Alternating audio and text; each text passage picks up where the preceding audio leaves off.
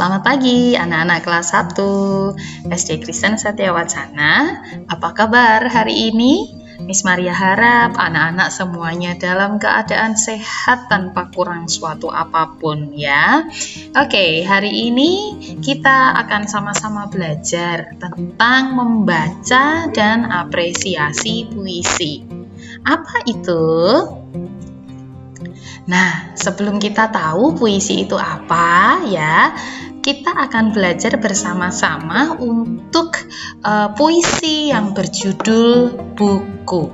Ya, kita akan baca bersama-sama pelan-pelan. Yuk. Buku. Engkaulah teman setiaku.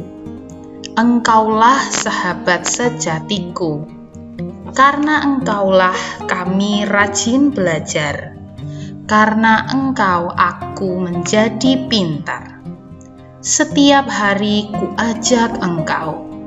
Ku bawa engkau ke sekolah.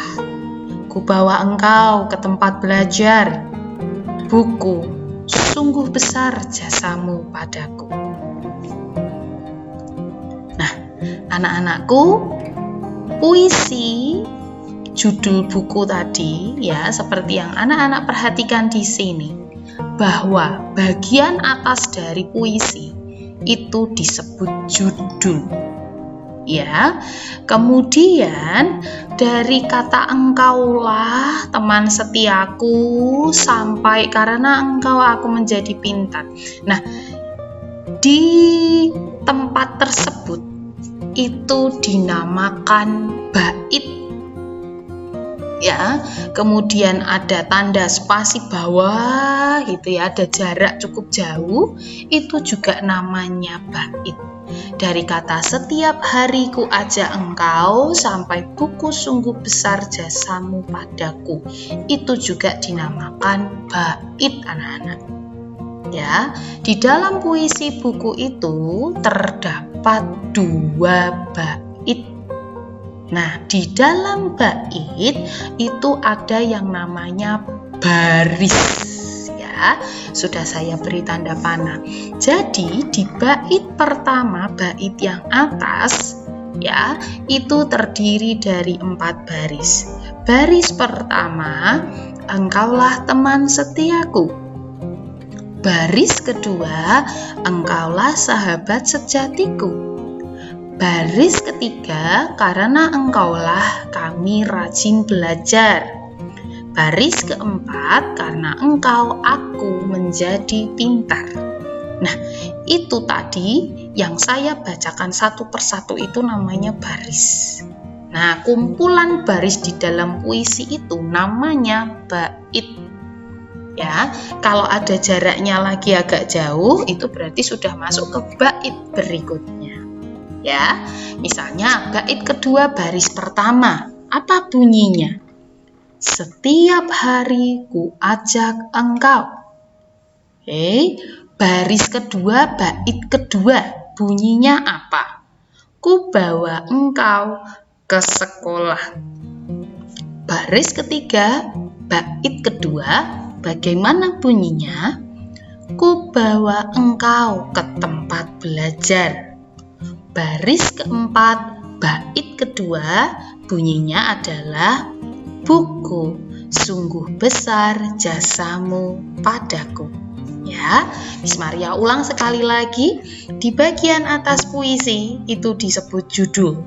Nah, judul puisi itu bisa bermacam-macam, tergantung mau dibuat seperti apa. Bisa jadi buku, bisa jadi misalnya bonekaku ya. Anak-anak di dalam puisi bisa menuliskan hal-hal yang membuat anak-anak itu suka biasanya ya. Kemudian, yuk kita akan amati bersama-sama dari puisi buku tadi ya anak-anak ya. Kita akan melihat nomor 1, apa judul puisi di samping? Ayo, judulnya apa? Ya benar, buku. Yang kedua, berapa jumlah bait dalam puisi tersebut? Lihat ya, ada berapa? 2, betul sekali ya. Ada berapa baris dalam bait kedua? Nomor 3. Ada berapa baris dalam bait kedua? Anak-anak lihat bait keduanya dulu dari kata setiap ini ya. Nah, di sini ada 4 baris ya. Nomor 4. Kemana penulis puisi membawa buku tersebut? Menurut anak-anak, dibawa kemana itu bukunya? Kadang ke sekolah, ya, ke tempat belajar gitu ya. Nomor 5, mengapa buku menjadi sahabat sejati bagi penulis puisi tersebut? Mengapa buku menjadi sahabat sejati bagi penulis puisi tersebut? Karena dengan buku, maka penulis bisa rajin belajar dan juga menjadi pintar, ya. 6. Apakah kamu gemar membaca buku? Iya atau tidak? Ya, tentunya ya. Nomor 7. Buku apa yang kalian baca?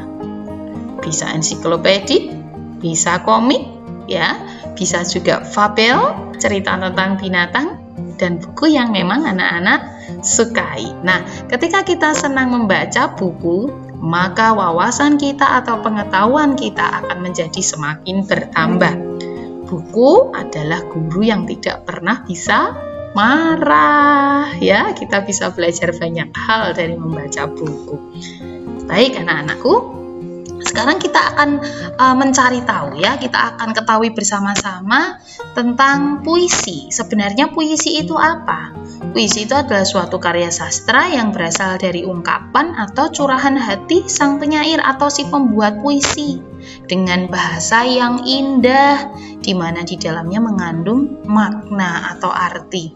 Jadi puisi ini kalau buat nggak sembarangan, nggak seperti ketika kita membuat karangan, ketika kita membuat cerita, atau kita membaca koran, atau kita membaca buku seperti biasa. Puisi ini cara bacanya aja udah beda. Tadi kalau anak-anak dengarkan ya. Kemudian kata-katanya juga berbeda, bahasanya jauh lebih indah. Ada ya, ada kata-kata pujian di dalamnya, gitu ya. Baik, sekarang ada satu tugas untuk anak-anak, nanti bisa minta bantuan ayah atau ibu ya untuk memahami puisi yang kami sampaikan ya. Judulnya Layang-layang ya, terkait dengan kegemaranku ini ya. Layang-layang, tentunya anak-anak di sini mungkin tidak hanya anak laki-laki saja, tetapi anak-anak perempuan juga menyukai ya, namanya bermain layang-layang.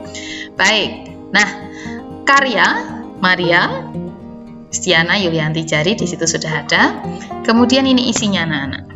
Layang-layangku, terbang menari di angkasa, terhempas angin, melayang semakin jauh, terik tak kurasa, senang bergembira, bermain layang-layang.